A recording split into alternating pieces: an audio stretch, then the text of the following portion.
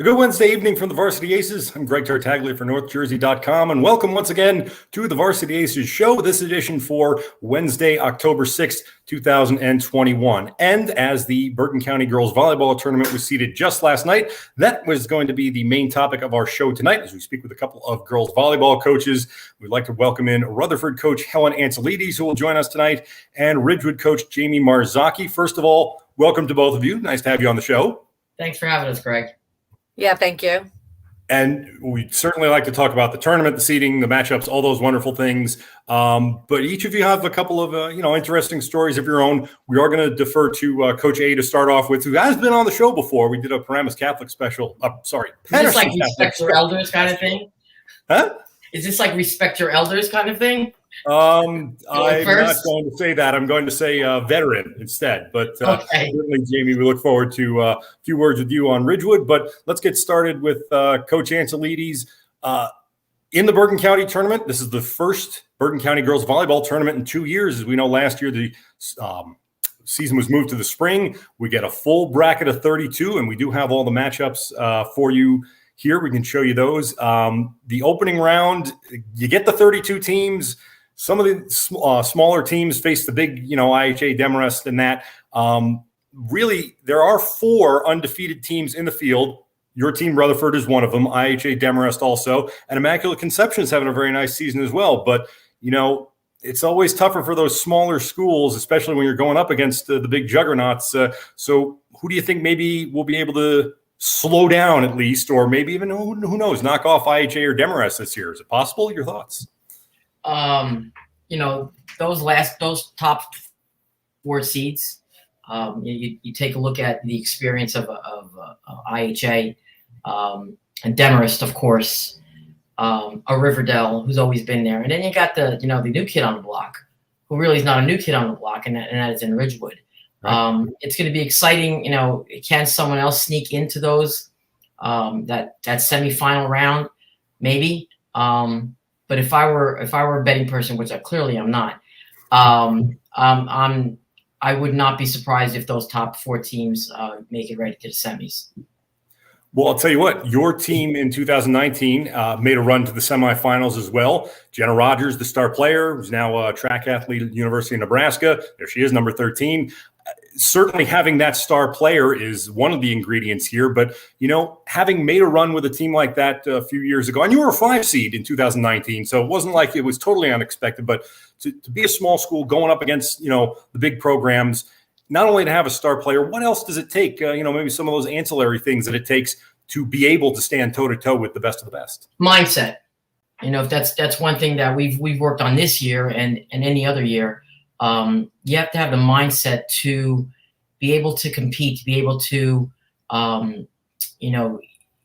limit the distractions that you have, just even the drive to Old Japan, from Rutherford, to the traffic that you hit, to, the walking into the building, to the amount of people that are there, the way, the 4 officials. So it's a mindset, that if you haven't had a big game prior to that, it could be a very daunting task for young and inexperienced players. And so, maybe not having that experience last year because there was no county tournament, there was at least a state tournament. How do you feel your team is prepared for it this time around? We have a couple of veterans. Then we have a number of wide-eyed and young kids that only played 12 matches last year. On Saturday, this past Saturday, when we played against a St. Mary's team, an undefeated St. Mary's team, our gym was 75% filled to capacity, and they were able to again have that mindset to get through a pretty big game against a rival. Well, it wasn't just a rivalry match, and I'm glad you mentioned it because there were a couple of big things that happened there.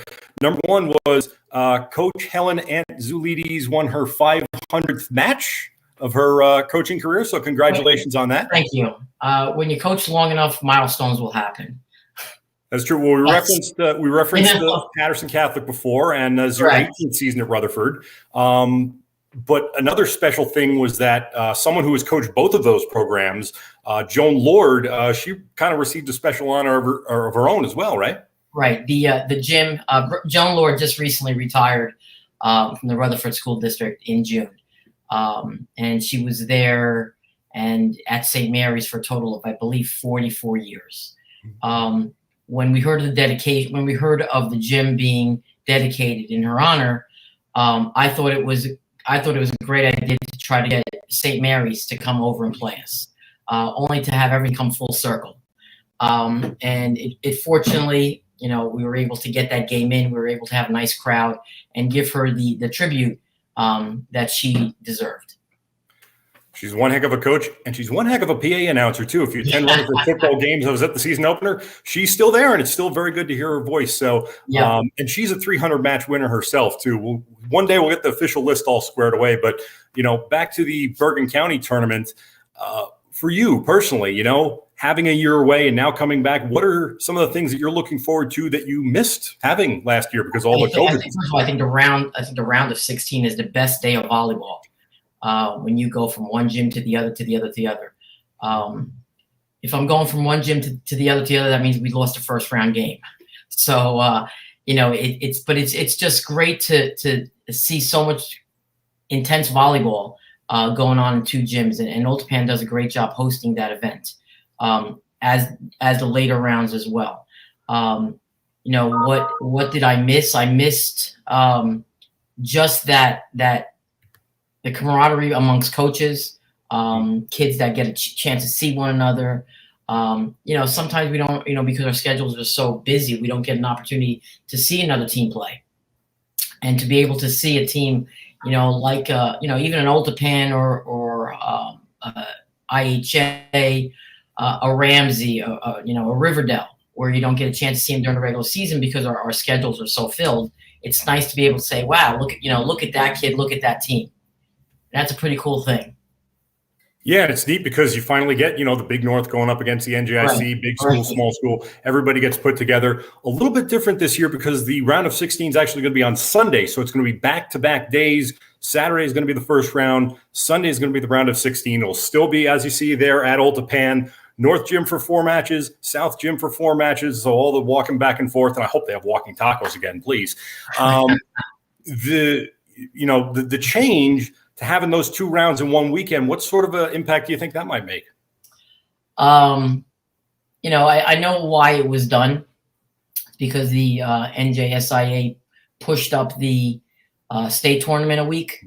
So they didn't want teams being conflicted with having to play multiple big games back to back to back. And I understand that. I'm not sure I like it personally. I'm not going to say I don't like it, because if I don't like it, then this karma is going to come over me, and I won't make it out of the first round. It's probably because I don't like it because it's probably different, and if this were to happen for the next 5 years in a row and I would still be around coaching 5 years, then it's just something that we'd get used to all over again. We'll see how it goes this weekend. Rutherford starting out as the number 12 seed. You've got number 21 Rutherford going to your place on Saturday. And then, of course, you're headed up to Northern Valley at Old Japan for the Sunday round of 16. Coach Helen Anselides of the Rutherford Bulldogs, thank you so much for joining us again. You got it. Great. Best of luck to your team. You got it. Thanks. And we're going to go from one RHS coach to another RHS coach. I don't know that I necessarily planned it that way, but that's the way it worked out with Ridgewood coach Jamie Marzocchi, who now comes in to join us. Ridgewood having an excellent season. They are the number 4 seed in the Bergen County tournament, and that is the highest seed they have had since 2004. Obviously, a year that I heard talked about quite a bit yesterday with the Yankees and the Red Sox, but we'll keep it volleyball here tonight and welcome in Jamie Marzocchi. Jamie, nice to have you on the show for the first time. Thank you. And, Ridgewood as a program, it was one of the first programs ever established in Bergen County and in the state. So it's one of the oldest, is way up there in wins. I think it's more than 700 all time. But, as good as Ridgewood has been, there have been a few years where it's like kind of up and down. Now, last year's sectional title, this year, you're the 4th seed in the county tournament. Do you have a type of team that can really, make a run and open some eyes this year? Yeah, we're super excited for the county tournament, especially because we didn't have one last year. And I think the girls are just ready to compete and excited for it. Now, did the seeding go as you expected? I mean, obviously, IHA Demarest being the unbeatens as the top two, no surprise there. Riverdale moved up in our rankings this week because they knocked off Northern Highlands, who we had at number 3. So there was a little flip-flop there. But all those top 5 teams, and even beyond that, Bogota is an excellent team each year. They're the 8th seed. So, did the seeding kind of go as expected? And who are some of them, maybe those, quote, lower-seeded teams that really aren't low seeds that we might have to look out for? Right, of course. I mean, we were honored to get the 4 seed. I think that really speaks volumes of the coaches who worked kind of making it. We played against a lot of the teams who were making, who were on the seeding. And, I think it's Bergen County. So the tournament's always going to be really tough. And the 8th seed is not typically the 8th seed and maybe in another county. But here we know that even if you're, top 15, 16, you're still a contender and someone that, you really have to look out for. Yeah, the bracket is loaded. Your quadrant is loaded because there's Paramus, there's Northern Highlands, all in that same area, general area. And you play each other in the Big North Freedom, which is one of the best. Look, the best volleyball in the state we've come to know is up here in the north. So not surprised there. I should mention that the Northern Valley teams, Old Japan and Demarest, they've been dynasties for so long. And I believe you're one of the players who actually came up through one of those programs and who's now coaching, right? Yes. Yeah. I actually played for Melissa Landeck, graduated in 2004. So, we played them on Friday. We actually lost in 3 sets to them. It was a really tough match. And, it's always great just playing her, and we're the type of people that, if we're not in the tournament, we're rooting for them, and it's the other way around. So they've really created such a community for all of us. And something you told me, because the Northern Valley Invitational was a couple weeks ago, obviously Old Japan and Demarest kind of co-hosted each year with Coach Beth Powell at Demarest and Coach Landeck at Old Japan, as you mentioned, but you at Ridgewood, the Runge sisters, I think Kim and Lindsay, and a couple others. First of all, you all are in the tournament, but there are a few others who are alums of Northern Valley programs. And I heard you got to all meet up at the Northern Valley tournament a couple weekends ago. How'd that go? Yeah, it's always really nice to see each other. I mean, Landeck and Beth, even throughout the years, like the rivalry is strong, but like so are the friendships. Even the open gyms they host in the summer are combined open gyms. We go back to them. I mean, with the exception of this past summer, I've gone and played at every open gym at least once a summer just to get to see everyone. But yeah, actually, interestingly enough, Colleen, who I know as Colleen Bachman at Holy Angels, right? I played against each other in high school, and then she went to Stockton. Colleen Sorovich, right? So she went to Stockton, where they used to come to my tournament at Salisbury. And so I played against her in college, and now we coach against each other. So we've had like a very long-standing rivalry against each other. And it was one of the other names I was going to mention, Colleen coaching Holy Angels. I believe they're playing Mawa either today or tomorrow. And Caitlin Yeck is another Northern Valley graduate. So correct. Yeah, we played club together, Caitlin and I. And so it's great to see everybody. To me, that seems like one of the ways that the North Say is so strong in volleyball is that you get all these good players, and then they come back and sort of, bring back what they've learned from college and beyond. Is that something that you may have noticed?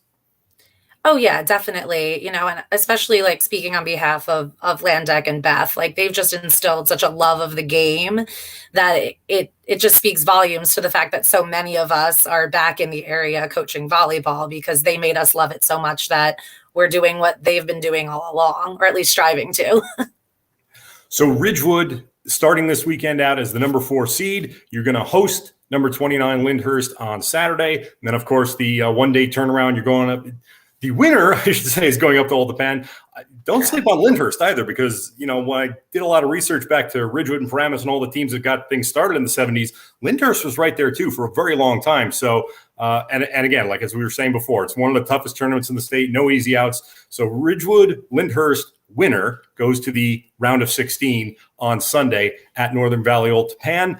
And so, we'll see what all these teams can do no matter where they're seated. But we know that Ridgewood last year, with there being no Bergen County tournament, who knows how anyone would have done, but we do know how you did in the state tournament. You made it all the way to the North 1 Group 4 final, brought home Ridgewood's first championship in an NJSIA tournament since, I think, 86 or something like that. But as I understand, you weren't there for the whole thing. That was an interesting kind of story. Would you care to share?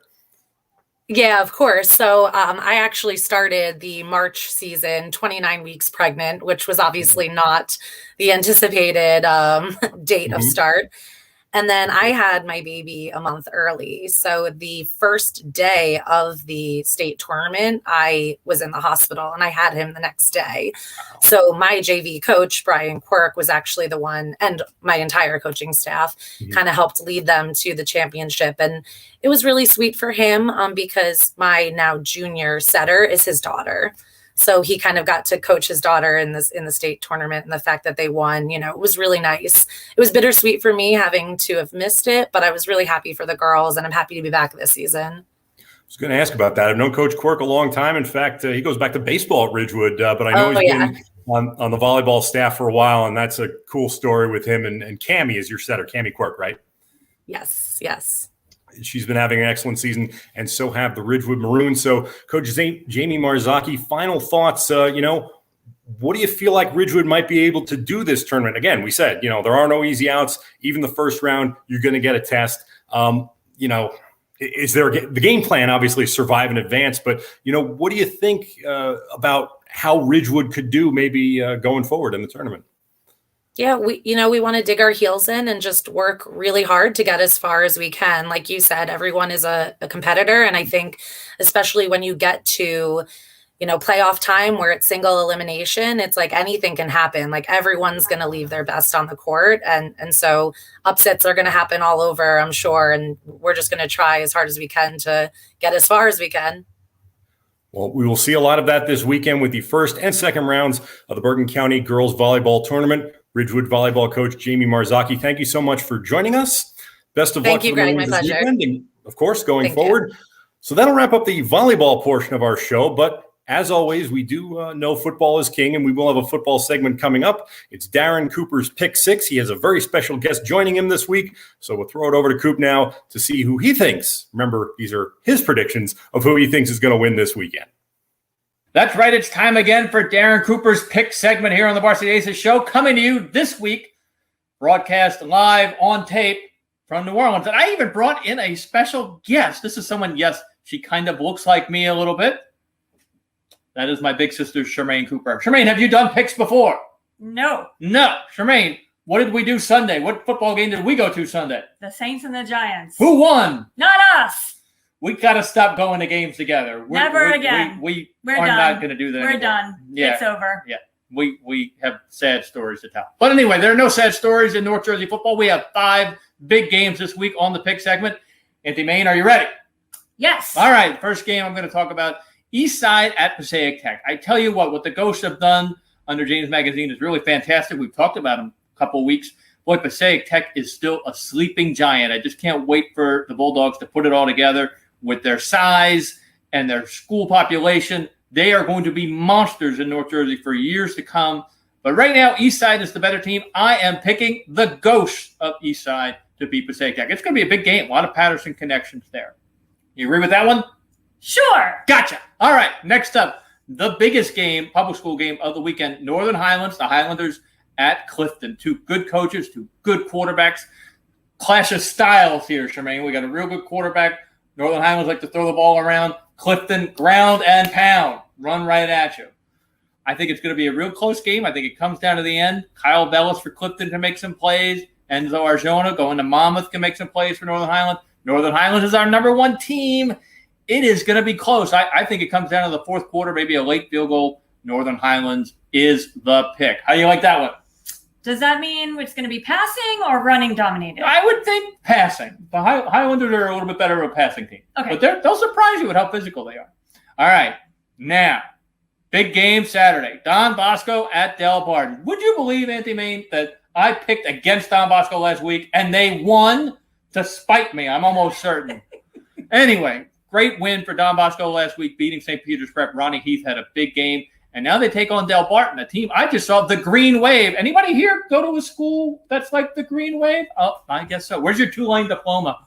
Around. It is. So the Green Wave impressed me against DePaul. 14-7, they lost. DePaul got a couple of breaks, I thought, there at the end. Played real good defense. Delbarton will not be easy for Don Bosco. And, geez, this is going to come back to bite me, but I think I'm going to pick Delbarton at home to beat Don Bosco. I'm not quite ready to drink the Don Bosco Kool-Aid just yet. That's saying something. I'm in trouble. Yeah, I know. Another big non-public clash on Saturday. St. Peter's Prep at St. Joe's. Now, kind of figured the Green Knights would struggle a little bit with their schedule, and then they had 2 get-right games, beating Pope John and Montclair. So they're 3-2, and now St. Peter's Prep walks in here coming off a tough loss to Don Bosco. We don't want to talk about tough losses in the Saints or anything, right? No, we're not talking about that. So it's interesting. If St. Joe's is going to make a move, now is the time. Both these teams play a lot of defense, very physical, hard-hitting football, Charmaine. What do you think the linebackers will do in this game? Stop the run, right? Yeah, sure. Yeah. Charmaine says they're going to stop the run. This one's another close one. Hey, 2 touchdowns, 14-7, 14-10, 14-13. I got to go with the Marauders, though, just a little bit. I think they'll be motivated, a little bit of execution for them at the end. And the last one, Saturday afternoon at Tryon Field in Rutherford. Pompton Lakes at Rutherford. It's homecoming for Rutherford. Do you ever go to homecoming, Charmaine? Yes. Yes. See, you people in the Northeast, we play all these games on Thanksgiving. In New Orleans, we have homecoming games where you ask people out to go to the homecoming dance, and then they turn you down. That ever happened to you? Probably. Yes, it did happen to me. So it's Pompton Lakes at Rutherford. Big game for Rutherford. The Bulldogs can win the NJIC Liberty title and a playoff spot in the NJIC with the win. Pompton Lakes comes in. The teams are evenly matched. It's going to be a good one. It's going to be physical. But you can't lose on homecoming, right, Charmaine? No, you can't lose on homecoming. So there you have it. Charmaine is picking Rutherford to win on homecoming. I guess I'll throw my 2 cents in for that too. So what he said. There you go. So that'll wrap things up for my quick pick segment. Don't forget, you can read all of my picks on NorthJersey.com and in the record on Thursday. So that'll wrap things up again from on recording in New Orleans, where the weather is really nice, but it's a mess down here, ladies and gentlemen. It's bad with trees and everything. The hurricane was serious. I'm so glad you had some time. Thank you, Snick, for being with me. You're welcome. So back to you, Greg, on the Varsity Aces Show. So thanks to Darren and Charmaine Cooper for giving us the pick segment this week.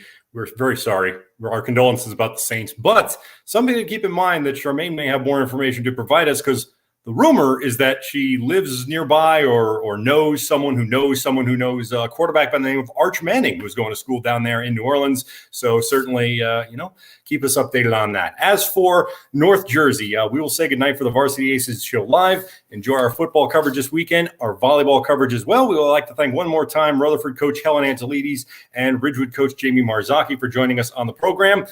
We will be back with another program next week. Another host too, but I'll be back again to see you some other time. We thank you so much for joining us. I'm Greg Tartaglia for the Varsity Aces. Have a good night.